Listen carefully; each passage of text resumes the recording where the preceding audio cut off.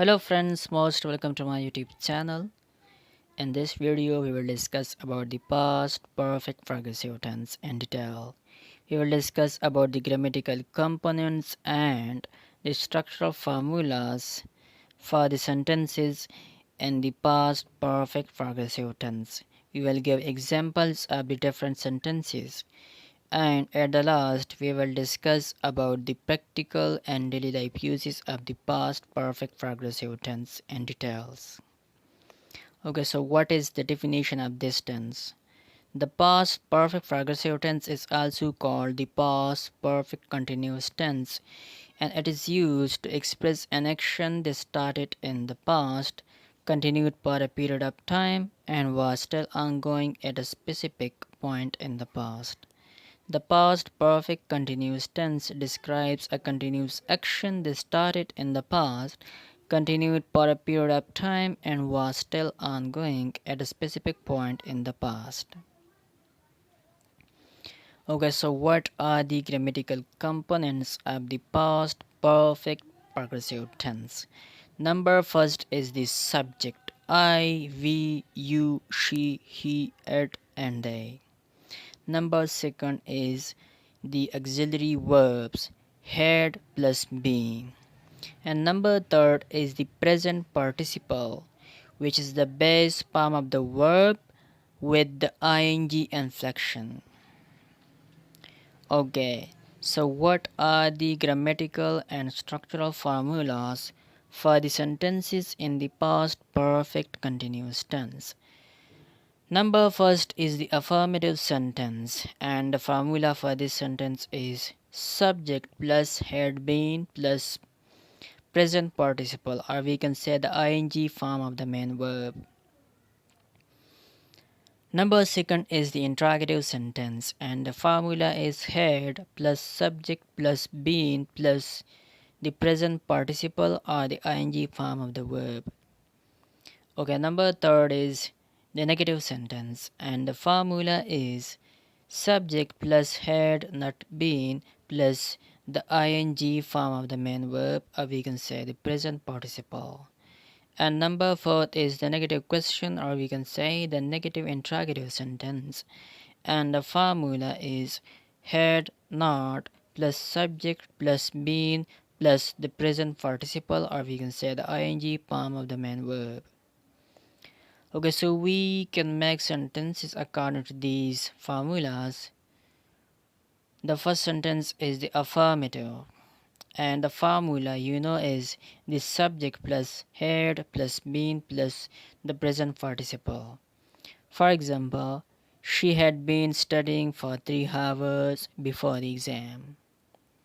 They had been working on the project all day. We had been waiting for him since morning. He had been practicing the piano for months before the recital. Okay, number second is the interrogative sentence, and the formula is had plus subject plus been plus the present participle, and we can make sentences according to this formula. For example, had she been visiting her grandparents over the weekend? Had they been playing basketball before the rain started?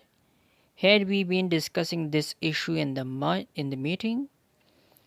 Had he been traveling around Europe before he came back? Okay, number third is the negative sentence, and the formula is the subject plus had not been plus the present participle. And we can make sentences according to this formula. For example, she had not been studying for the test lately. They had not been practicing their dance routine as expected. We had not been using the new software for our project. He had not been exercising regularly for a while. Okay, the last one is the negative question, or we can say the negative interrogative sentence. And the formula for this sentence, is had not plus subject plus been plus the present participle.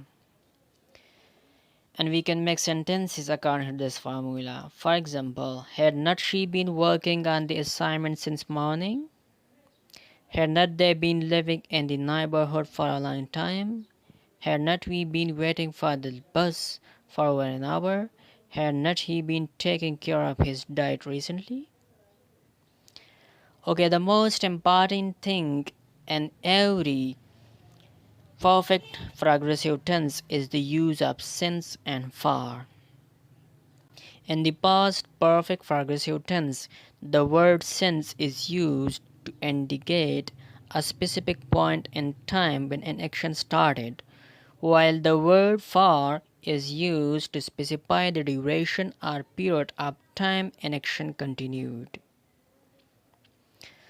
For example, I had been waiting for her since morning. So, since morning it is a point of time. He had been studying French since last year, so the last year is also a point of time. They had been living in the house since they got married. She had been playing the piano since she was a child. And now let us give examples of the using for a period of time. We had been traveling for 3 hours before we reached our destinations. So 3 hours is a duration of time and hence the word for is used here. The construction had been going on for months before it was completed. So months is a duration of time and hence the word for is used here. They had been working on the project for 2 weeks when they finally finished. I had been studying English for several years before I had become fluent. Okay, so let us discuss in detail about the daily life uses of the past perfect progressive tense.